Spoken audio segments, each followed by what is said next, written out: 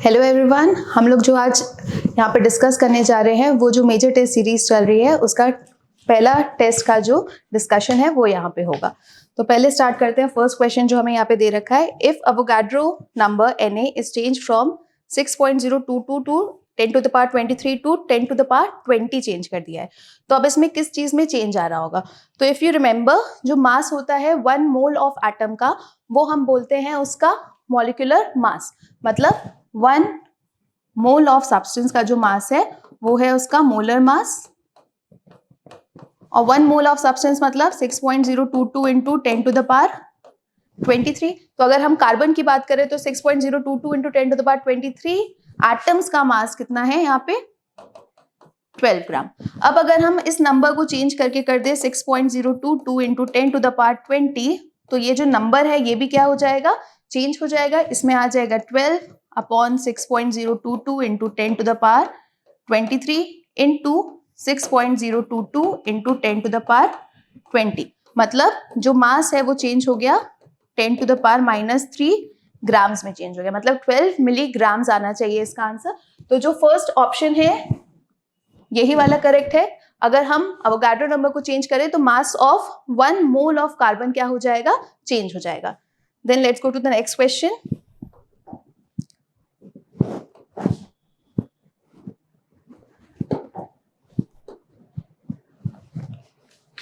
अब second question पे आते हैं। Number of water molecules in 1 litre of water. तो 1 लीटर वाटर की बात कर रहे हैं, तो यहाँ पे यूज की जाएगी डेंसिटी ऑफ वाटर। डेंसिटी होती है वाटर की 1 ग्राम पर ml। तो अगर हम डेंसिटी वाटर की 1 ग्राम पर ml ले रहे हैं, मतलब 1 लीटर अगर हमारे पास वाटर है तो 1 लीटर वाटर है, तो मतलब वो कितना हो गया? 1000 ग्राम H2O हो गया। अब 1000 ग्राम H2O के मोल्स निकाले जाएंगे यहाँ पे। 1000 given mass upon में molar mass 18, that will be 55.55 moles। now क्या किया जाएगा? 1 मोल में Na पार्टिकल्स होते हैं, तो 55.55 मोल्स में कितने हो जाएंगे? 55.55 Na मॉलिक्यूल्स हो जाएगा। तो जो सेकेंड क्वेश्चन है हमारा 52 वाला, उसका आंसर क्या हो जाएगा? 55.55 Na।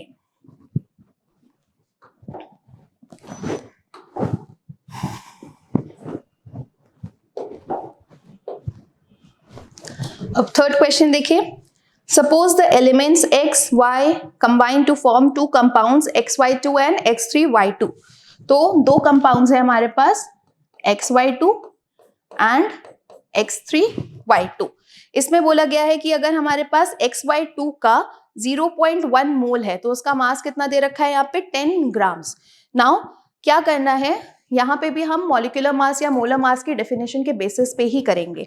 अगर हम मोलर मास की डेफिनेशन पढ़े फिर से, 1 मोल ऑफ सब्सटेंस का जो मास है वही क्या होता है? उसका मोलर मास, या उसके एक मॉलिक्यूल का मास भी बोल सकते हो उसको। तो 0.1 मोल है, अगर उसका मास 10 ग्राम है, तो हम बोल रहे हैं इसका अगर हमारे पास 0.1 मोल है, उसका मास कितना है? 10 ग्राम्स है। तो 1 मोल का कितना हो जाएगा? 100 ग्राम। सिमिलरली X3Y2 का हमें बोला गया 0.5 मोल है, तो उसका मास यहाँ पे दे रखा है 9, बट एक्चुअली ये होना क्या चाहिए? 90 ग्राम होना चाहिए। So you can make a correction. यहाँ पे क्या होना चाहिए? ये 90 ग्राम होना चाहिए। 0.5 मोल का मास अगर 90 ग्राम है तो 1 मोल का कितना हो जाएगा यहाँ पे? 90 बाय 0.5, दैट विल बी 180 ग्राम। तो 1 मोल का कितना आ जाएगा? 180 ग्राम आ जाएगा। अब क्या करना है, जो मॉलिक्यूलर मास है वो एटॉमिक मासेस के सम के बराबर होता है। मतलब x plus 2y should be equal to 100। Similarly 3x plus 2y should be equal to 180। ये 2 इक्वेशंस बन गई। सॉल्व करोगे इसको तो x की वैल्यू आ जाएगी इस केस में 40 एंड y की वैल्यू इसमें आ जाएगी यहाँ पे 30। तो इसका आंसर आएगा फर्स्ट 40 एंड 30।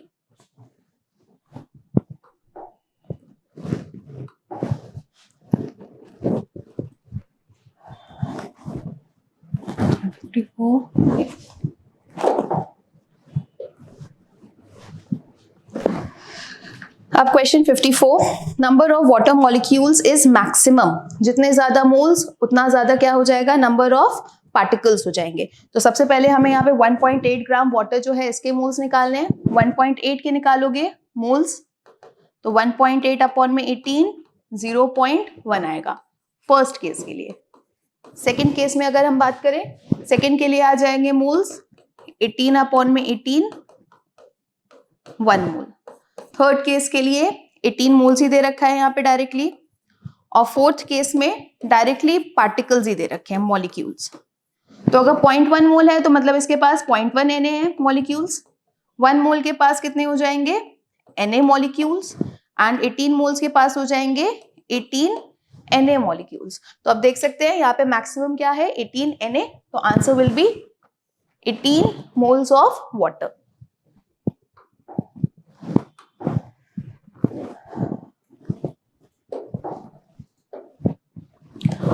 अब question number 55, mixture of gases contains H2 and O2 in ratio of 1:4। तो यहाँ पे हमें मास का रेशियो दे रखा है, we have to calculate molar ratio. Molar ratio मतलब दोनों के मोल्स का रेशियो, किस किस गैसेस का, hydrogen and moles of oxygen. Moles होता है गिवन मास अपॉन में molar mass, that means given mass of hydrogen upon में molar mass of hydrogen, into denominator में तो ऊपर चला जाएगा molar mass of oxygen upon में given mass of oxygen. Solve करें अगर इसको, यहाँ पे हम लोगों को वैल्यू इन दोनों का रेशियो जो है वेट ऑफ हाइड्रोजन अपॉन में weight of oxygen into molecular mass of oxygen upon में मॉलिक्यूलर मास ऑफ हाइड्रोजन, इस फॉर्म में कर देते हैं इसको। ये इसका रेशियो हम लोगों को दे रखा है 1/4। Molecular mass of oxygen is 32, molecular mass of hydrogen is 2। तो ये आ जाएगा, इसको सॉल्व करेंगे 4:1। तो answer will be D. Moving on to the next question, law of multiple proportion is not applicable to the pair। अब ये तो डायरेक्टली हो जाएगा। मल्टीपल प्रोपोर्शन किस पे लगता है, जहां पे दो एटम्स मिलके आपस में एक से ज्यादा तरीके के कंपाउंड्स बना रहे होंगे। तो H2O2 दोनों एलिमेंट सेम, NO और N2O4 दोनों element same, PCl3 PCl5 both elements are same, H2O and H2S यहाँ पे दो अलग अलग तरीके के एलिमेंट्स है, तो इन पे law of multiple proportion apply नहीं होगा। तो आंसर विल बी डी।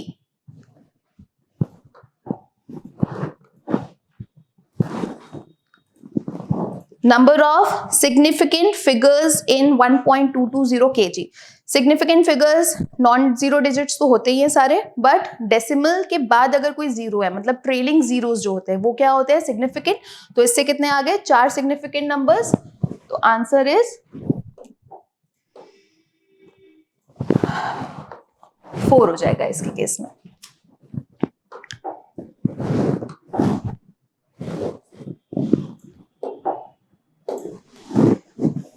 अब next question, an element has two isotopes having mass 10 and 11 respectively। अब परसेंटेज अबंडेंस हमें लोअर वाले का दे रखा है, तो हायर वाले का ऑटोमेटिकली कितना होना चाहिए, 80, क्योंकि टोटल कितना आएगा हमेशा 100। तो अगर हम यहाँ पे एवरेज एटॉमिक मास निकाले, लोअर वाला is 20%, higher one is 80% upon में 100, दैट इज 200 प्लस 880 अपॉन में 100, 1080 by 100, 10.8। So answer will be B, 10.8।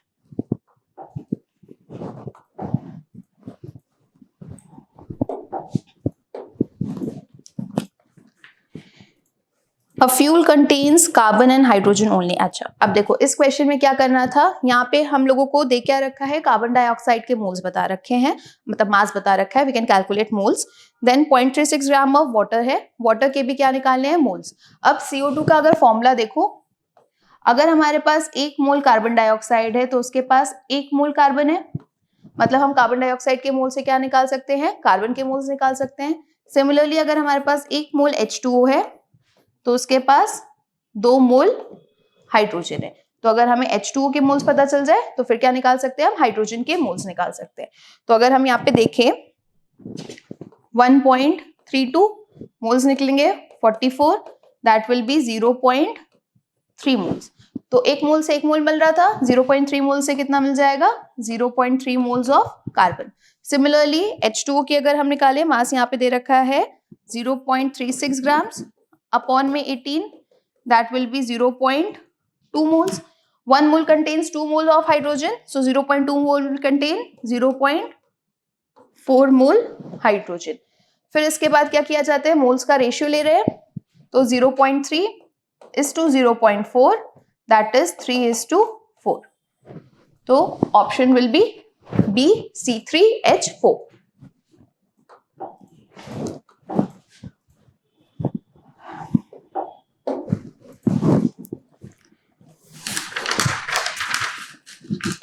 Maximum energy among the following orbital is of. If you remember formula of energy, E equals to minus 13.6 Z square by N square. यहाँ पे सबके लिए shell same है, 2s 2s 2s दे रखा है। क्या different है, atomic number. तो जितना ज्यादा एटॉमिक नंबर होता जाएगा उतनी कम ये वैल्यू होती जाएगी। क्यों? बिकॉज यहाँ पे क्या साइन लगा हुआ है, नेगेटिव साइन लगा हुआ है। तो सबसे ज्यादा atomic number is of potassium, तो सबसे कम एनर्जी किसकी हो जाएगी, पोटेशियम की। सबसे कम एटॉमिक नंबर हाइड्रोजन का, तो सबसे ज्यादा एनर्जी भी किसकी हो जाएगी, हाइड्रोजन की। तो आंसर इज ए।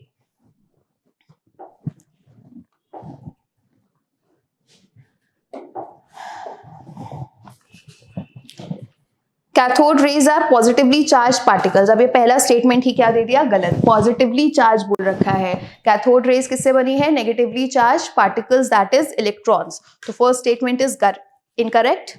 सेकेंड अगर देखें, characteristics of cathode rays are independent of the material of electrodes and nature of gas present in the tube. सही बात है ये तो, क्योंकि इलेक्ट्रॉन से बने हैं, इलेक्ट्रॉन्स नेचर ऑफ गैस पे डिपेंड नहीं करेंगे। सारी गैसेस के पास सेम सेम टाइप के इलेक्ट्रॉन्स है, इलेक्ट्रॉन तो हमेशा सेम रहने वाला है। तो यहाँ पे answer will be statement 1 is false but statement 2 is true.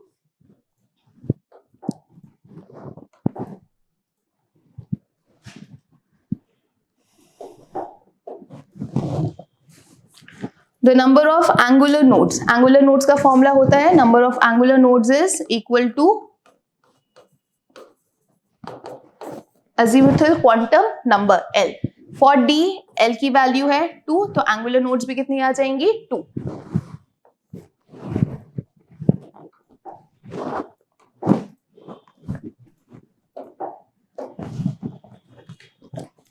Which among the following is not isoelectronic pair? Isoelectronic मतलब same same number of electrons होना चाहिए सबके पास।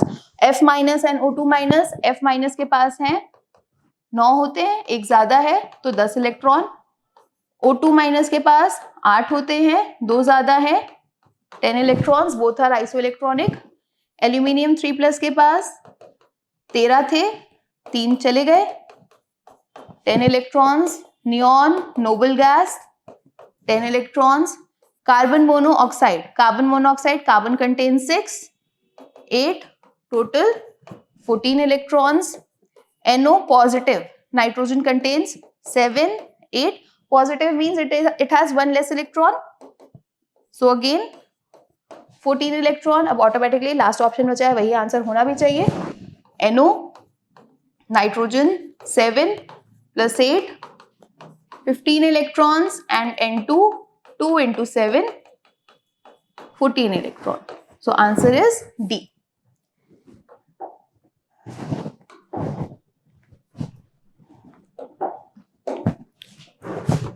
अब ये क्वेश्चन देखो, इलेक्ट्रॉनिक कॉन्फ़िगरेशन ऑक्सीजन किसके लिए हमें पता होनी चाहिए। लास्ट इलेक्ट्रॉन का पूछा गया है क्वांटम नंबर का set. Oxygen electronic configuration is 1s2 2s2 2p4 means last electron is entering the p subshell. For p 2p n is equal to 2, for p l equals to 1, m can be +1 -1 और 0, but यहाँ पे m की बात नहीं हो रही। Mainly हमारा जो आंसर है वो किससे आ जाएगा, n और l से ही आ जाएगा। अगर देखो 2 2 2 तो सबके पास है, बट l की वैल्यू 1 एक ही ऑप्शन में दे रखी है, तो आंसर इसका बी हो जाएगा।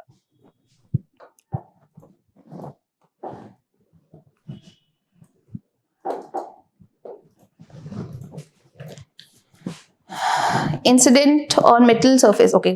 Frequency versus kinetic energy. Frequency और काइनेटिक एनर्जी होता है डायरेक्ट रिलेशन होता है, डायरेक्टली वैरी करती है, बट एक मिनिमम एनर्जी या एक मिनिमम फ्रीक्वेंसी हमें चाहिए होती है जिसके बाद ही फोटो इलेक्ट्रिक इफेक्ट ऑब्जर्व होता है। मतलब उस फ्रीक्वेंसी पे काइनेटिक एनर्जी क्या होनी चाहिए, यहाँ पे 0। तो अगर हम यहाँ ग्राफ्स देखें, ये वाली जो है यही क्या होगी, न्यू नॉट होगी। तो इसलिए ऑप्शन क्या हो गया इसका, सी।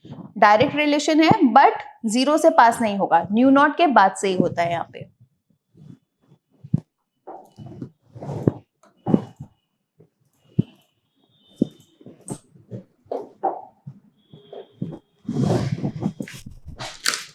Which of the following transition in hydrogen atom results in absorption of energy? अब हाइड्रोजन एटम की अब्जॉर्प्शन तब होता है जब लोअर ऑर्बिट से हायर ऑर्बिट में ट्रांजिशन होगा।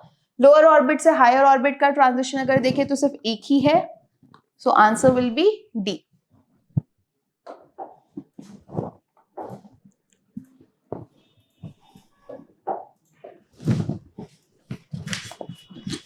The ratio of radius of second orbit of helium plus to third orbit of lithium 2 plus. Radius का फॉर्मूला होता है 0.529 n square by z. So we have been given, we have to calculate ratio of helium, ratio of lithium 2 plus. That means n of helium plus upon में z of helium plus into z of lithium 2 plus upon में n of lithium 2 plus। n दे रखा है helium के लिए second orbit, sorry square. n दे रखा है helium plus के लिए सेकेंड मतलब 2 का स्क्वायर। हीलियम के लिए z की वैल्यू 2। फिर थर्ड ऑर्बिट है लिथियम का, मतलब 3 अपॉन में 3 square,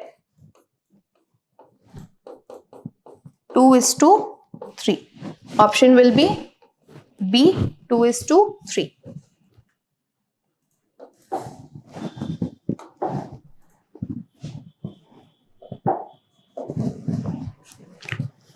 Number of unpaired electrons present in copper 2 plus ion. Copper electronic configuration is argon 3d10 4s1. 2 plus means 2 electrons are being removed, one from 4s, one from 3d. So copper 2 plus will contain 9 electrons in D. One, 2, 3, 4, 5, 6, 7, 8 and 9. That means just one unpaired electron. Option is C.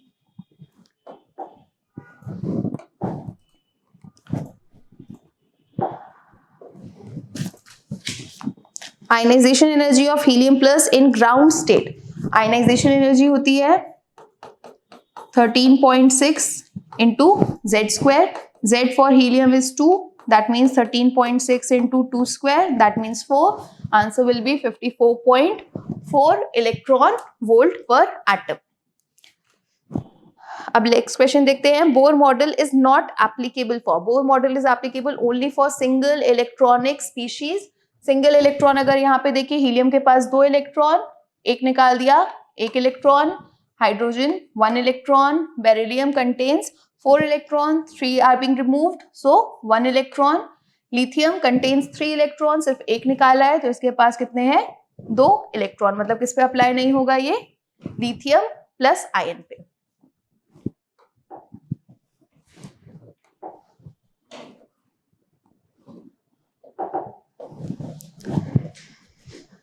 If the momentum of an electron is increased to 4 times, then de Broglie wavelength will become. अब यहाँ पे अगर देखो de Broglie wavelength की बात कर रहे हैं, मतलब लैम्डा किसके बराबर होना चाहिए, h/p के बराबर होना चाहिए। इनिशियल मोमेंटम को हम p1 मान लेते हैं, इनिशियल वेवलेंथ को हम λ1 मान लेते हैं। That means λ1 is equal to h/p1। अब क्वेश्चन में क्या बोल रखा है कि जो डी ब्रॉगली वेवलेंथ है, अच्छा मोमेंटम जो है, मोमेंटम को हम क्या कर रहे हैं 4 टाइम्स इंक्रीज कर दे रहे हैं। दैट मीन्स P2 जो होगा that will be 4 times of P1। We have to calculate de Broglie wavelength. Lambda 1 upon में lambda 2 will be equals to h by p1, h by p2. That means p2 by p1, and p2 is 4 times of p1. So 4p1 upon p1 will be equal to lambda 1 by lambda 2. That is 4. So lambda 2 will become lambda 2 will become 1 by 4 times of lambda 1. So answer will be B, 1 by 4 of initial value.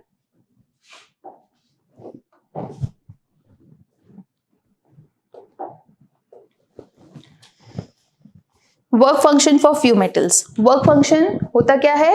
It is the minimum amount of energy that we have to supply for photo electric effect to occur. मतलब electron को eject करने के लिए जितनी minimum amount में energy देनी पड़ेगी.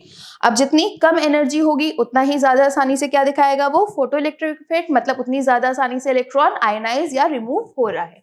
तो सबसे ज्यादा कम अगर हम देखें यहाँ पे वैल्यू है वर्क फंक्शन की 2.25 for potassium. So answer will be C, potassium.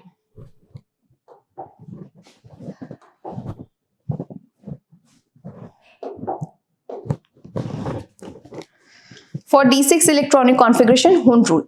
Hund's rule क्या स्टेट करता है? Hund's rule बोलता है कि जब तक पेयरिंग नहीं होगी तब तक हम सारे ऑर्बिटल्स में एक एक इलेक्ट्रॉन फिल नहीं कर देते. ठीक है, बट हम मेनली फोकस इसी चीज पे करते हैं कि सारे ऑर्बिटल्स में एक इलेक्ट्रॉन फिल होना चाहिए. बट इसका एक स्टेटमेंट में देखो, अगर कभी भी ये मेंशन किया जाता है कि सेम स्पिन वाले इलेक्ट्रॉन्स को हमें फिल करना है हमेशा.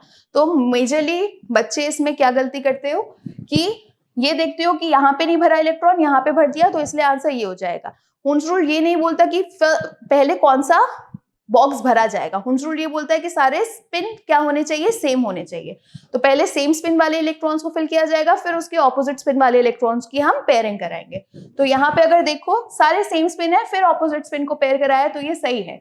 यहाँ पे भी सेम स्पिन फिर ऑपोजिट स्पिन को पेयर कराया, सही है. भले यहाँ नहीं कराया उससे फर्क नहीं पड़ता.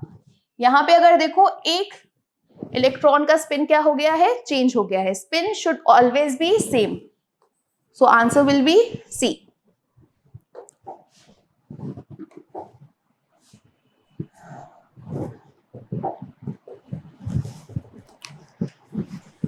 Which among the following expression is incorrect? Question में बोला गया है इनकरेक्ट. मार्क करके याद रखो, इनकरेक्ट बोला गया है यहाँ पे. इनकरेक्ट फर्स्ट स्टेटमेंट सही है. एनर्जी और टाइम का हम बना सकते हैं ऐसे P and X. Momentum as well as displacement. Mainly यही हम बोलते हैं कि momentum into displacement is greater than और इक्वल टू h अपॉन में 4 पाई. मोमेंटम को जब mv के टर्म्स में लिखते हो तो इक्वेशन कौन सी आ जाएगी? सी वाली. बट ये मोमेंटम एंड वेलोसिटी इसकी इक्वेशन नहीं होती है. तो आंसर विल बी डी.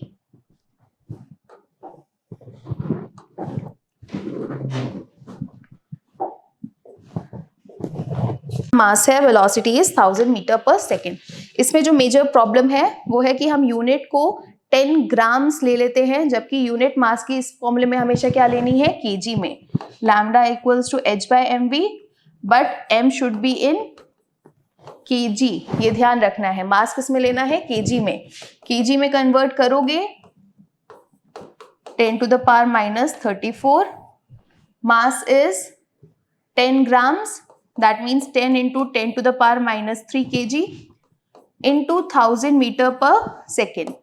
इसको सॉल्व करेंगे तो ये आ जाएगा 6.626 into 10 to the power minus 35. So answer will be D.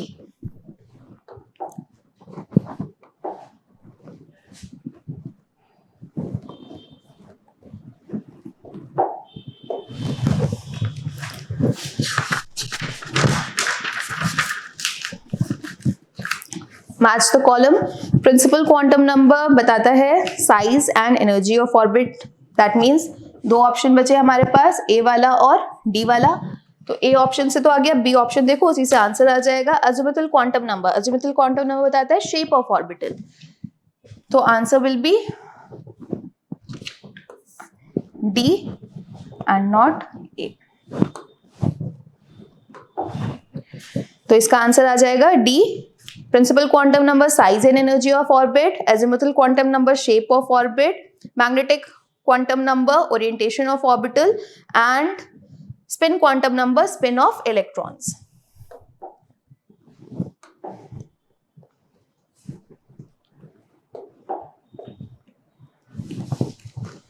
4.9 gram of H2SO4 is dissolved in 10 gram H2O.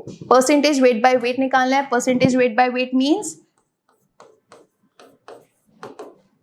weight of solute upon में weight of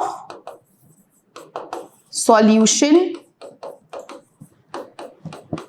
into 100. Weight of solute is 10 gram. अच्छा sorry, weight of solute is 4.9 grams.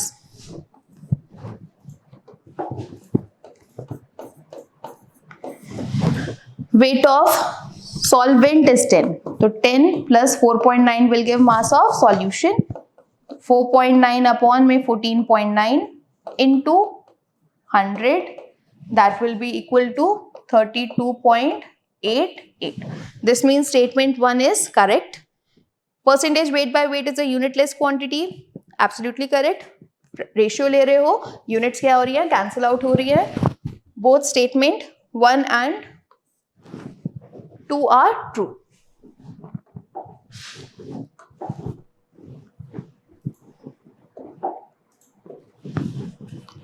Temperature dependent term among the following. Temperature पे depend molarity करती है, बाकी सारे independent हैं, तो option is B.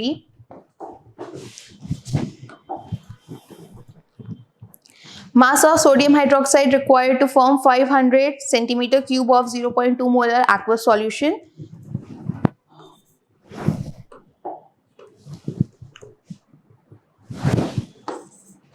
Moles molarity into volume से calculate किया जा सकता है. Molarity यहाँ पे दे रखी है 0.2 molar and volume is 500 ml है, तो उसको 10 की पावर -3 मल्टीप्लाई करेंगे, लीटर्स में लेके आना है. यहाँ पे वॉल्यूम किस में होनी चाहिए, लीटर्स में. फिर इसके बाद हम लोगों को क्या निकालना है, यहाँ पे मास निकालना है. मास निकालने के लिए मोल्स को मोलर मास से मल्टीप्लाई कर देते हो, तो weight will be equal two moles into molar mass, that is 0.2 into 0.5 लिख लेते हैं इसको, इंटू मोलर मास ऑफ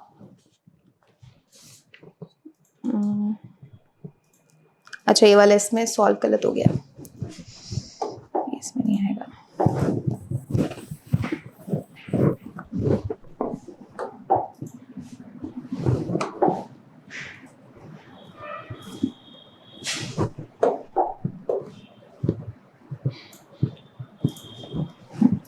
इस क्वेश्चन में mass of sodium hydroxide required to form 500 cc of 0.2 molar aqua solution. अभी इस क्वेश्चन में करते हैं, तो मोल्स निकालना है. Moles is molarity into volume. Volume should be in litres.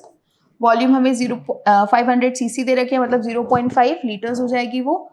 0.2 into 0.5 that is 0.1 moles. मास निकालना है, moles into molar mass, that is 0.1 into 44 grams. तो answer will be D, 4 grams.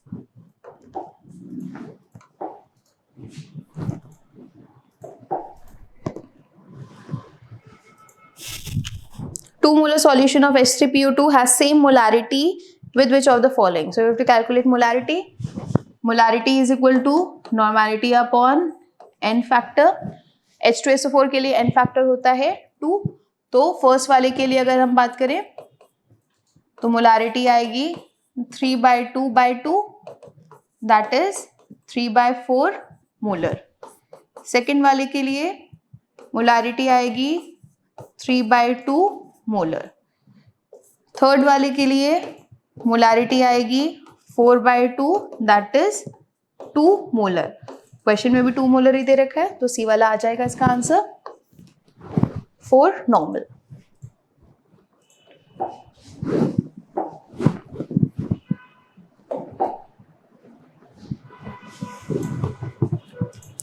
Number of revolution of electron per second, number of revolution of electron per second पूछा है, मतलब यहाँ पे frequency पूछा है। तो हम पहले टाइम पीरियड निकालते हैं। टाइम पीरियड क्या है? Inverse of frequency. Time period is equal to displacement upon velocity. Displacement is 2 pi r, velocity is v, frequency is 1 by t, that is 1 upon में 2 pi r by v, v upon में 2 pi r. So answer will be A.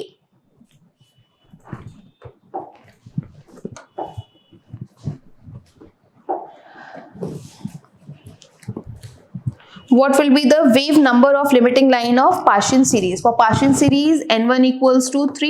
Limiting line बोल रहे हैं मतलब last line के लिए, तो n2 is infinity.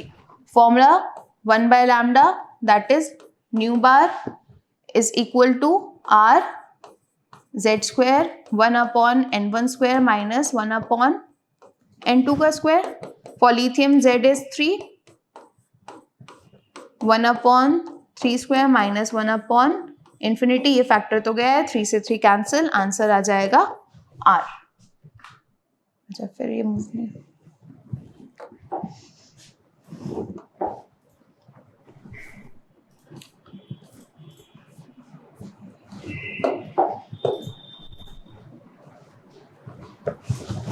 Answer आएगा इसका R, वही था 1 by lambda nu bar r z square 1 upon n1 square minus 1 upon n2 square. Paschen के लिए n1 is equal to 3, n2 is equal to infinity and z is 3 for lithium. So 1 by lambda that is nu bar r into 3 square 1 upon 3 square minus 1 upon infinity square, that will be R. So answer is B.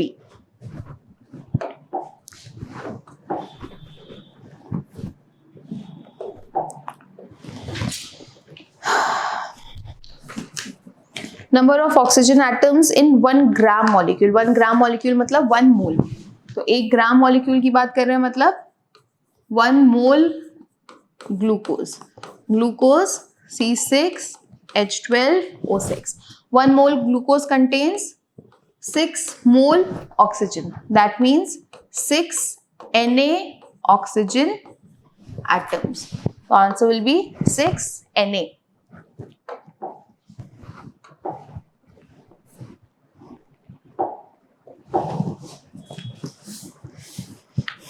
Number of oxygen atoms in one formula unit of K2SO4 dot Al2SO4 whole thrice dot 24H2O.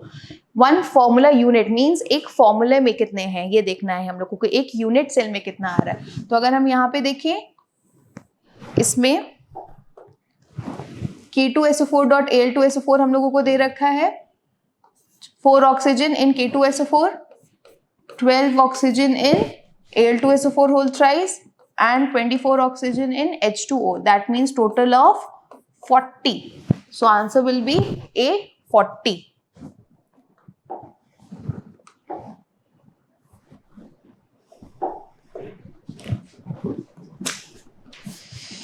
H plus ion concentration in a solution which is formed by mixing 100 ml and 0.1 molar each H2SO4 and NaOH.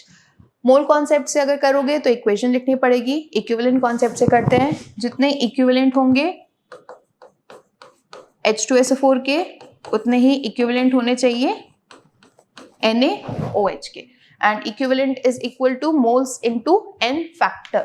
Moles is molarity into volume, so we can write molarity into volume into n factor of H2SO4 is equal to molarity into volume into n factor for NaOH.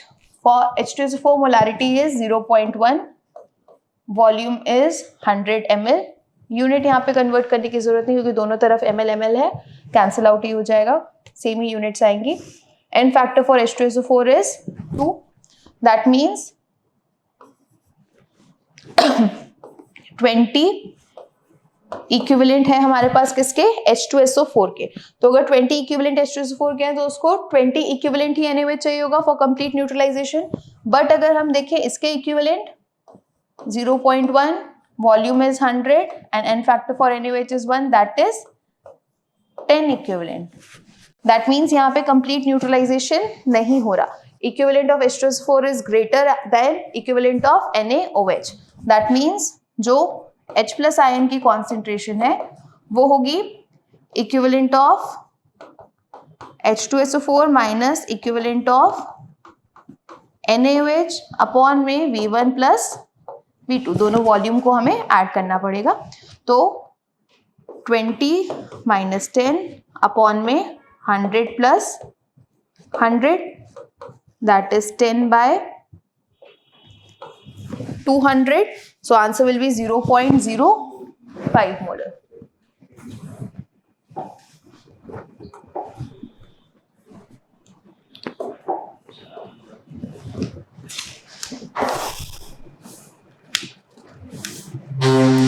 How many significant figures are present in 6.620 into 10 to the power 25?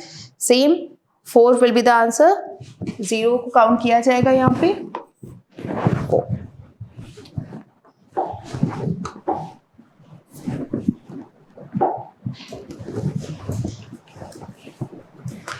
Isobars have same mass number.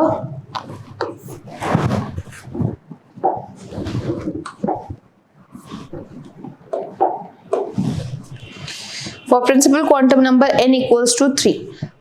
n 3 है मतलब shell 3 है। अब इसमें किस किस के सब shell हो सकते हैं, 3s is possible, 3p and 3d। तीनों के पास एक ऑर्बिटल ऐसा है जिसकी m की वैल्यू क्या है, 0। एक इसके पास, एक इसके पास, एक इसके पास, एक ऑर्बिट में मैक्सिमम 2 इलेक्ट्रॉन्स, तो टोटल कितने हो गए, 6 इलेक्ट्रॉन्स।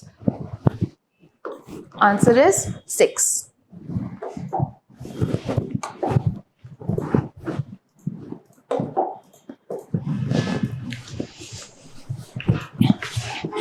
वेवलेंथ्स के रिस्पेक्ट में दे रखा है, एनर्जी के रिस्पेक्ट में कर लेते हैं। ये वाली जो एनर्जी वो इस एनर्जी और इस एनर्जी के सम के बराबर होगी।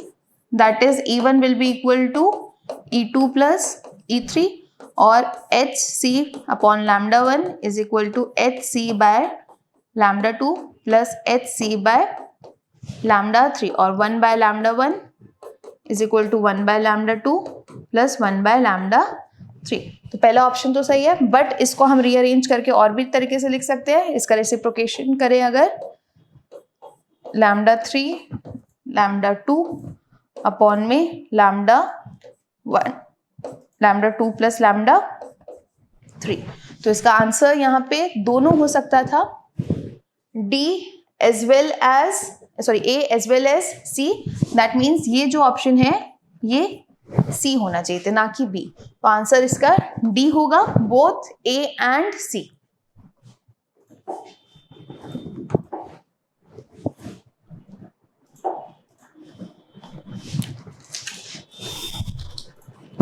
Which of the following is de Broglie relation? De Broglie relation, lambda equals to h by p या lambda equals to h by mv। mv साथ में होना चाहिए, अलग अलग नहीं। ये नहीं कि lambda equals to h by m, lambda equals to h by v। Answer is C।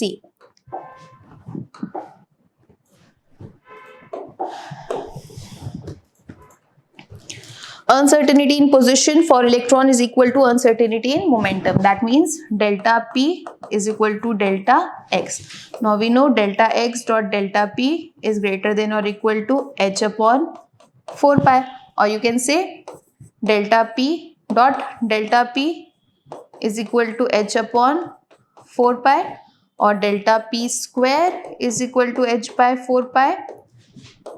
This implies delta P is equal to under root h upon 4 pi। 4 का परफेक्ट स्क्वायर रूट हो गया h अपॉन में पाई। तो इसका answer आ जाएगा D, both A and C।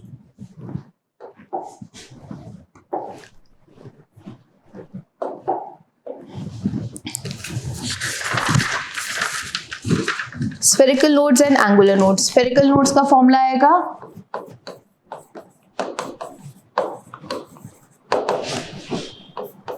n minus l minus 1 and angular पहले भी किया था अभी l के बराबर. For d orbital, for 4d in fact, n equals to 4, l equals to 2, 4 minus 2 minus 1 that is 1 and this will be 2, so 1 and 2.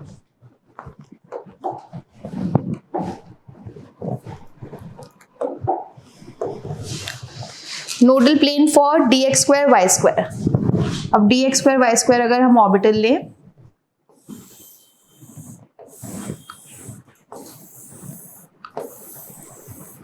this is dx square y square. Lobes are on the axis. इसमें जो nodal plane होता है वो इस तरीके से आता है. बाइसेक्ट कर रहा होता है दोनों लोब्स को. अगर हम यहाँ पे देखें इधर से आएगा तो x एक्सिस ये है. x एक्सिस के कितने पे हो गया 45 degree.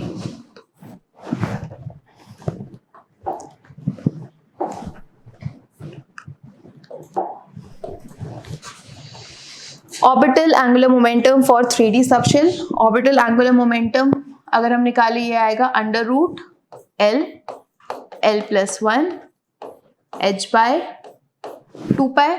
For 3D, L is equal to 2, that is under root 2 plus 1 h by 2 pi or root 6 h by 2 pi. So answer is A, root 6 h by 2 pi.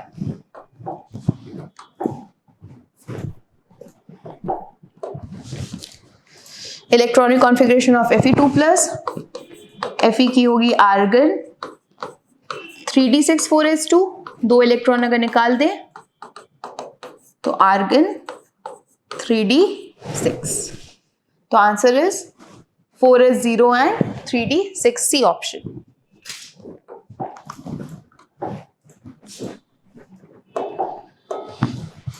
Which of the following does not have any physical significance? Psi wave function, इसका कोई physical significance नहीं होता, तो answer is B. For the reaction 2p plus q से R बन रहा है.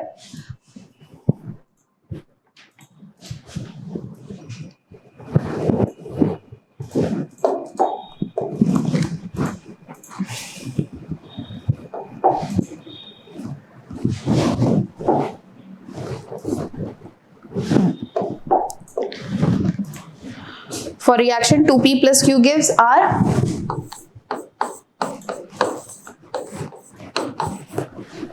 We have been provided 8 moles of P and 5 moles of Q. जब दोनों का अमाउंट बताया है तो पहले क्या कैलकुलेट करना है, लिमिटिंग रिएजेंट, जिसको हम ऊपर कैलकुलेट कर लेंगे. Limiting reagent is moles upon में stoichiometric coefficient, that is 4, 5 by 1 that is 5. जो वैल्यू लोअर आती है वही क्या होता है limiting reagent, that is P is the limiting reagent.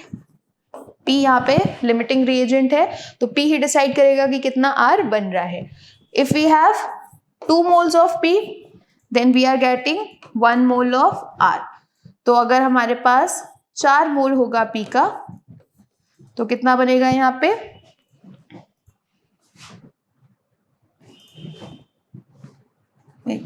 2 moles of P, 1 mole of R. अच्छा 8 moles of P है. We have 8 moles of P, so we'll get 4 moles of R. So answer is 4 moles of R.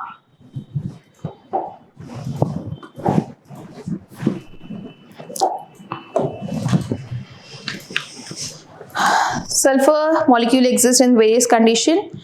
Which statement is correct? So correct statement यहाँ पे अगर हम बात करें, अच्छा इससे पहले ये वाला question, sorry.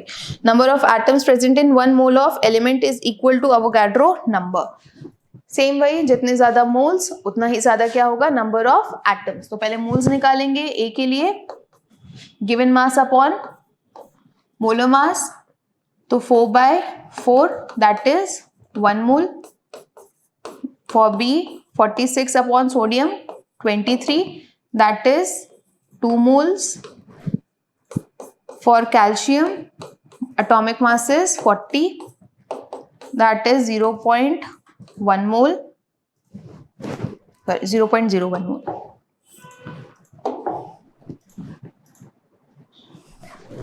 (0.01 moles and D 12 upon में 4, that is 3 moles. So 12 gram helium contains maximum moles, so it will contain maximum number of atoms. So answer is D.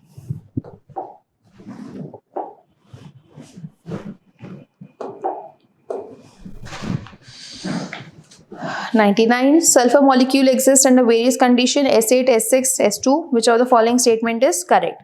Mass of one of each of these is same. ये तो गलत है क्योंकि सबके पास अगर देखें हम अलग अलग तरीके के एटम्स हैं तो सबका मास भी क्या होगा, अलग होगा.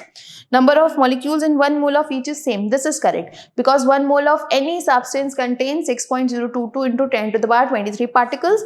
All of these are molecules, so it will contain 6.022 into 10 to the power 23 molecules. So number of molecules is in 1 mole of each of these is same.